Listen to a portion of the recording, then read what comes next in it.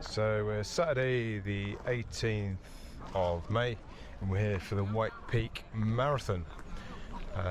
It is just gone 9 o'clock and it's an unusual one because we're going to have to catch a bus to get to the start.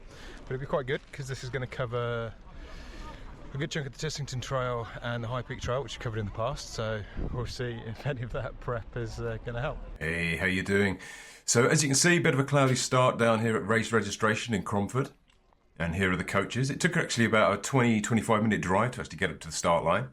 It's actually a really good value marathon when you think about it, if you've got coach travel and free parking down in Cromford. And of course there's several water stops and Portaloos throughout. Here we are all at the starting area. There's me and the wife. She actually did really well, finishing first in the women's 40 age category. Always said she should be the one doing the channel at Midlife Fitness, not me. And we're off. Bit of a narrow start here, but the pack did thin out pretty quickly. And unlike my last marathon, I managed to start in a far more sensible area nearer the back. This way I didn't have to spend the first 12 miles getting overtaken.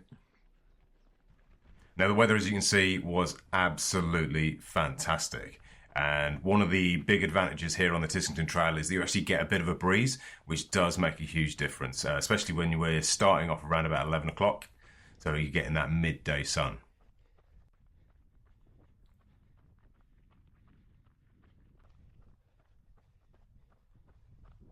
There we go. It's one of my many sweet treats of the day. Cherry baked or torque gel. I used to love those when I was into cycling, but I haven't had them for many years. Shockingly sweet, but they do the job. And there's the arch. That's the turning point for my first ever run on the Tissington Trail on this channel. And this run is actually really well organised, particularly when you think about the logistics. But the volunteer supporters, they're all fantastic. The only thing to note is that the water stations were paper cup. And I'd never experienced that before, so after grabbing a cup at the first aid station, I nearly ended up choking while trying to carry on running. And I quickly learned that you actually just have to stop for a moment. Not a big deal, but there were quite a lot of people that obviously done this race before that were running with water packs, and I think if I did it again, I would probably take a pack or at least a soft flask in a belt. We've got some glamping sheep here, some obviously out there on their holidays. And this is Parsley Hay, which is the turning point where we go from Tissington Trail and down onto the High Peak Trail. Now, the views here are fantastic, and I mean, this has to be one of the most accessible and scenic marathons in the UK. I mean, it does have a bit of a steep decline at the end, but we're only talking about 190 metre ascent and 294 descent over the whole course, and most of that ascent is actually really gentle. And if the full marathon isn't for you, they also do a half and a 10k on the same day. So yeah, it's absolutely brilliant, really.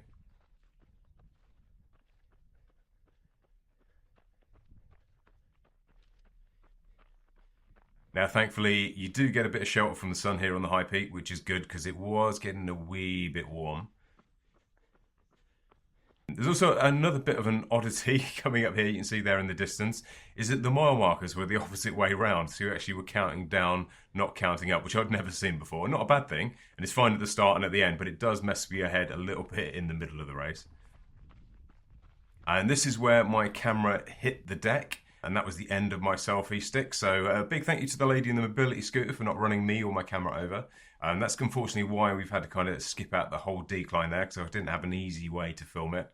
But here we are down at the bottom and just running up here towards the finish line. And I'll leave you with a few more words from me at the end of the day. Finished that in 4 hours 15, according to the official record. There's either a glitch with my Garmin, which because I make it 4:17 because I had to run a little bit further than the actual end of the thing, but never mind. Unfortunately, my GoPro fell apart again. Obviously, GoPros aren't the thing for running marathons with, but anyway, catch you in the next video.